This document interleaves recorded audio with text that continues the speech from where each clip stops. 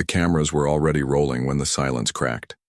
A sharp voice cut through the chamber like a blade, its tone dripping with arrogance.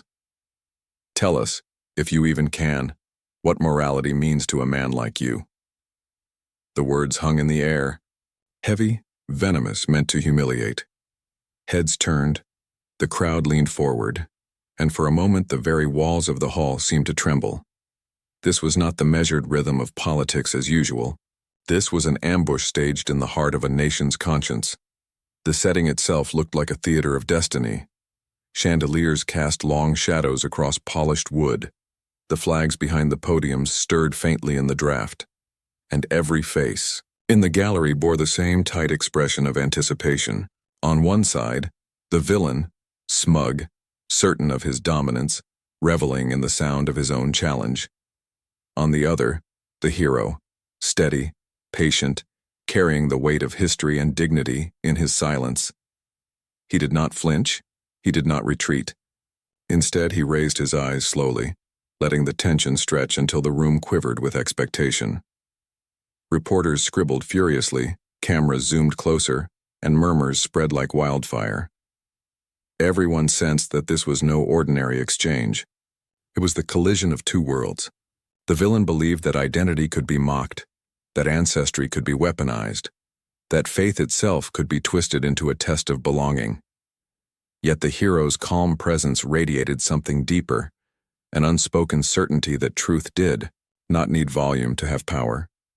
And in that pregnant pause, when every breath felt stolen, when even the air seemed unwilling to move, the hero finally parted his lips. His first words were not loud, but they carried the weight of centuries, the gravity of countless battles fought for dignity and recognition. The arrogance that filled the chamber only moments ago now trembled under the pressure of what was about to unfold. But what came next left the room frozen in disbelief. The insult did not land in a vacuum. It came at a moment when the nation was already on edge, divided between those who clung to exclusionary myths and those who demanded a broader, truer definition of America. Every camera pointed at that chamber knew the stakes were larger than the clash of two men. This was about whether belonging was something granted by privilege or earned by sacrifice. It was about whether America still meant hope for the outsider, or whether the gates had been closed by those too fearful of change. The villain's words carried the old arrogance of entitlement, an echo of generations who believed they alone defined morality, faith, and citizenship. To him, questioning a man's morals through a weaponized Bible verse was not just an attack on one person, it was a way to cast doubt on millions of Americans whose stories began far from privilege. In his smirk was the suggestion that true Americanness could be measured by ancestry or bloodline, and that smirk was broadcast live to millions. But across from him, the hero embodied the other America, the one born of struggle, migration, perseverance, and the belief that dignity does not need permission. He represented families who had crossed oceans and borders with nothing but faith in the promise that here, in this nation, their children would not be measured by where they came from, but by the courage they carried forward. His silence in those first moments was not weakness. It was the calm of a man who knew that he spoke for more than himself, that every word he chose would be felt in kitchens and classrooms far beyond those polished walls. The chamber itself reflected that tension. Supporters in the gallery leaned forward, hearts pounding, recognizing in the hero's stillness their own parents, their own struggles, their own pride. Critics sat back, arms crossed, waiting for him to falter, certain that the weight of expectation would crush him. And yet, as the lights blazed and the cameras rolled, it became clear that this confrontation was not only about politics, it was about the soul of a nation. Everyone knew the villain would not stop here. He had prepared his lines carefully, each designed to wound deeper, to strip away identity, to belittle sacrifice. But what he did not expect, what no one expected, was the way the hero would turn those very weapons into his own shield. The next exchange would change everything. The villain did not rise from nowhere. His confidence, his cruelty, his carefully sharpened words had been years in the making.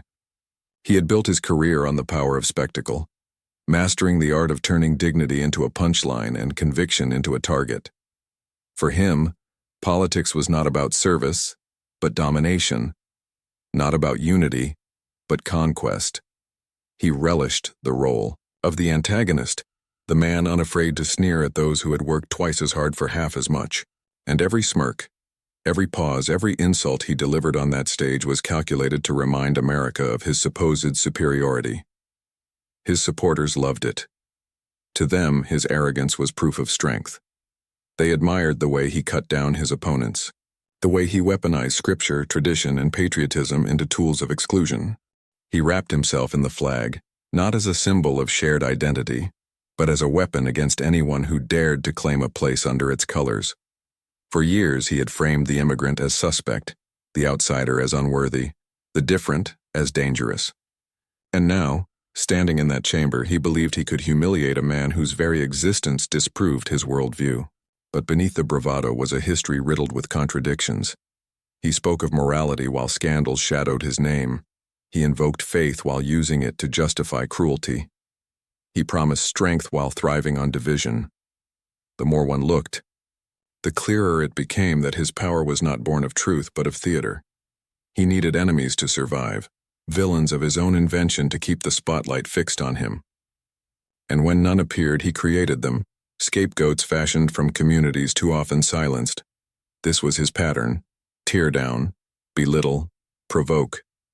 He believed outrage was victory, that humiliation of others was proof of dominance. And as the camera zoomed closer, he thought this confrontation would be no different. He expected the hero to shrink under the weight of his performance, to falter in the face of insults dressed as questions. But the villain's overconfidence was also his greatest weakness. He did not understand that for every cheap laugh he drew, millions felt the sting. For every attempt to strip someone of belonging, millions grew more determined to claim it. His cruelty, once seen as entertainment, was beginning to feel like exhaustion. The cracks in his armor were already showing, though he could not see them. The chamber echoed with his voice, arrogant and sharp, but those listening closely began to hear something else: desperation disguised as power. And in that moment, while he reveled in the sound of his own dominance, he had no idea that the man across from him was already preparing the words that would turn his performance into his downfall. The stage was set, but the fall was inevitable. The hero's story was not one of privilege nor of doors opened by inherited power.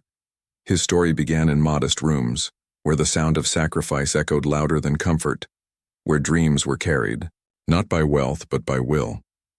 He was shaped by the quiet strength of family, by the lessons of parents or grandparents who worked through nights and weekends so that their children might stand taller than they had been allowed to. Every word he carried now was soaked in that history, in the struggles of those who believed in America not because it was perfect, but because it was possible. From the start, he knew what it meant to be underestimated. He had felt the sting of side glances, the doubt in voices that asked where he truly belonged, the suspicion cast on names that did not sound familiar to the privileged ear. Yet each insult became fuel, each barrier became a lesson. His path was not defined by doors opened but by walls climbed. And when he stood in that chamber, silent but unshaken, it was not only his own resilience that spoke, it was the resilience of generations before him. The villain's arrogance assumed that quoting scripture could shame him, that questioning morality could silence him. But what the villain never understood was that the hero's moral compass had been forged not in comfort, but in fire. He knew the meaning of sacrifice, the weight of responsibility, the strength required to keep faith when the world insists you do not belong. His faith was not a prop, not a weapon. It was a lived truth, bound to dignity, justice, and compassion. In his rise through public life, he carried those values with him. He did not preach exclusion, he extended belonging. He did not use power to divide. He used it to remind people of their shared humanity. To those who had been silenced, he was a voice. To those who had been overlooked, he was proof that their struggle could lead to recognition. To those who had been told they were less, he was living defiance. And so when the villain hurled his insult, the hero did not shrink because he had already faced worse. He had lived through years of suspicion, endured the quiet sneers, navigated the impossible contradictions of being both expected to prove himself and told he never could. His silence was not hesitation. It was patience. It was the calm before the storm, the quiet strength of someone who knew that his very presence at that table was already a victory. But presence alone would not be enough. The hero was ready to speak, and his words would not only defend himself, they would remind the nation who it really was. The clash that followed would not just be political theater. It would be a test of America's soul, and the first sparks were already in the air. The silence broke with a thunderclap of words. The villain leaned forward, his voice rising with the conviction of a man certain of his dominance. "You talk about values," he sneered, "but what do you know of the values that built this nation? You stand here pretending to represent America, but tell me, whose America? Not mine." The words were sharp, designed to wound, designed to draw blood before the hero could even raise his guard. Gasps rippled through the gallery. Some shook their heads in outrage, others smirked in satisfaction. The villain thrived on that division, feeding on it as though conflict itself were proof of power. But the hero did not flinch. His eyes stayed locked, steady, unshaken. He let the insult hang in the air, as if giving the nation time to hear its full weight. And then, in a voice, calm but resolute, he spoke. "The America you claim is yours has never belonged to one man, or one group, or one history. It has always been larger than that." His words were quiet at first, but they carried, echoing across the chamber with a gravity that forced even his critics to lean closer. The villain smirked, but the edge of unease flickered in his expression. He countered quickly, desperate to regain the rhythm. "Do not lecture me on America. I know what built this country. Strength, tradition, faith. You stand here trying to twist those truths into excuses for weakness." His words were met with scattered applause from his allies, but they rang hollow to many listening. The hero did not raise his voice. He did not need to. Faith without compassion is cruelty. Tradition without justice is oppression. Strength without humility is nothing but fear. The words landed like blows, not shouted, but delivered with the certainty of lived truth. The gallery stirred, again, this time with murmurs of approval. The villain leaned back, jaw tightening, the smirk slipping just slightly. Back and forth they clashed, the villain's arrogance against the hero's resolve. The villain attacked with volume, throwing out jabs about loyalty, identity, and belonging. The hero answered with precision, turning every insult into a lesson, every taunt into a reminder of what America claimed to be. With each exchange, the divide grew sharper, one man rooted in fear, the other grounded in dignity. And as the debate grew more heated, one thing became clear. The villain had underestimated his opponent. The hero was not only holding his ground, he was shifting the very tone of the room. Eyes once locked on the villain now drifted toward the hero, drawn not by spectacle but by substance. The balance of power was tilting, though the villain had not yet realized it. But the real shock came when the hero finally struck back. The villain leaned in for what he thought would be the finishing blow, his voice booming with all the arrogance of a man convinced he could rewrite truth itself. "You hide behind lofty words," he thundered, "but at the end of the day morality comes from tradition, and tradition does not recognize you as one of us." His allies nodded, confident that this was the moment he would deliver humiliation so deep it could not be undone. The air thickened, heavy with anticipation. The hero drew in a slow breath, steadying himself, then lifted his gaze. His eyes did not burn with anger, they glowed with conviction. When he spoke, the tone was calm, but it reverberated through the chamber like a bell.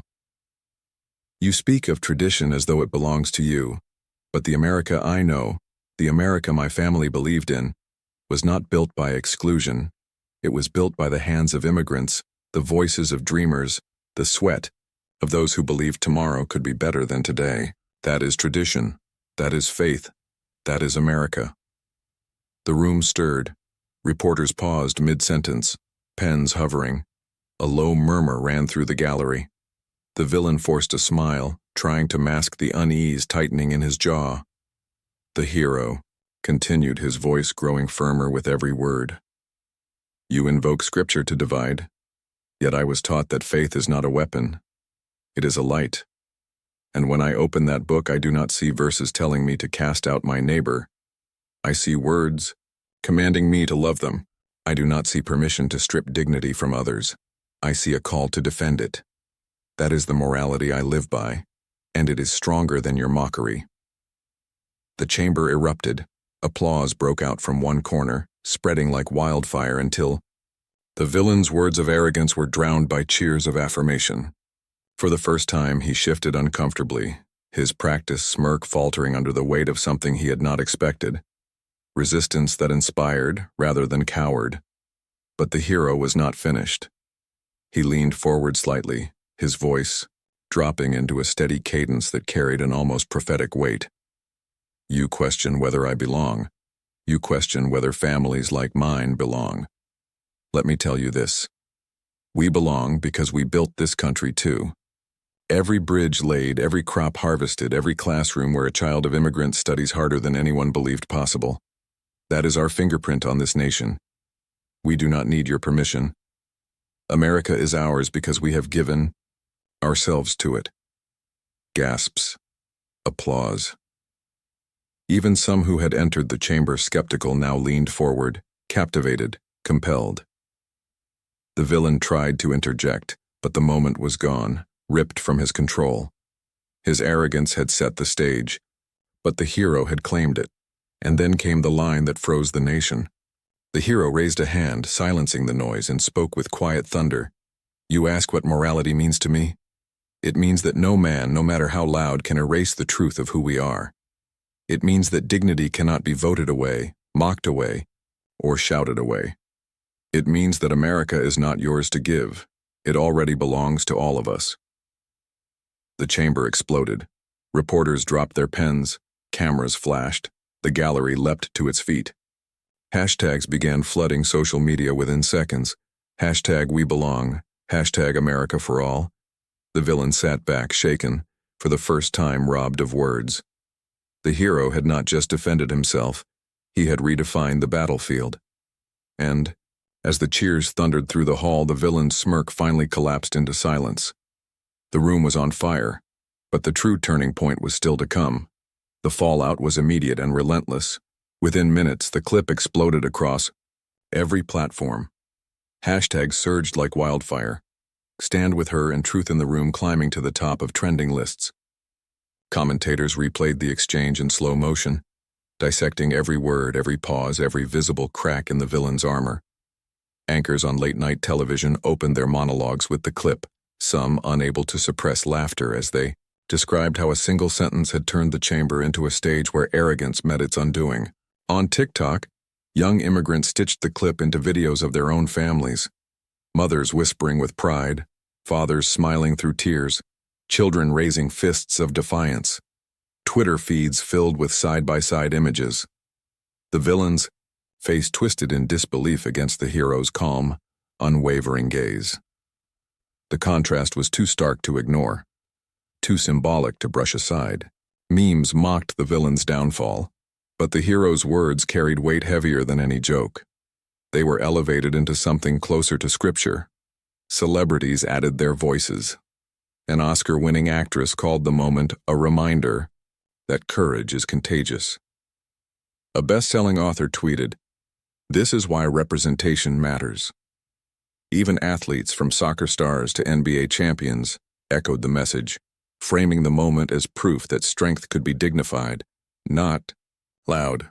The villain was ridiculed, reduced to a symbol of everything brittle and outdated. Commentators called him a cautionary tale, while others described the hero as the voice America forgot it needed. But what resonated most deeply were the ordinary voices. A teacher in Arizona wrote, "My students walked into class today standing taller because they saw someone like them refuse to bow." A nurse in New York posted, "I felt like she was speaking directly to me, reminding me why I came here." The hero's stand was no longer just a clip. It had become a mirror for millions who had long searched for validation. The chamber's confrontation had transformed into a cultural earthquake. Cable networks ran nonstop coverage. each panel split between disbelief and admiration. Editorial boards rushed to publish essays declaring the moment a turning point. The villain's supporters tried to spin it as theater, but their attempts fell flat, drowned out by the sheer volume of pride swelling from communities that had spent years unheard.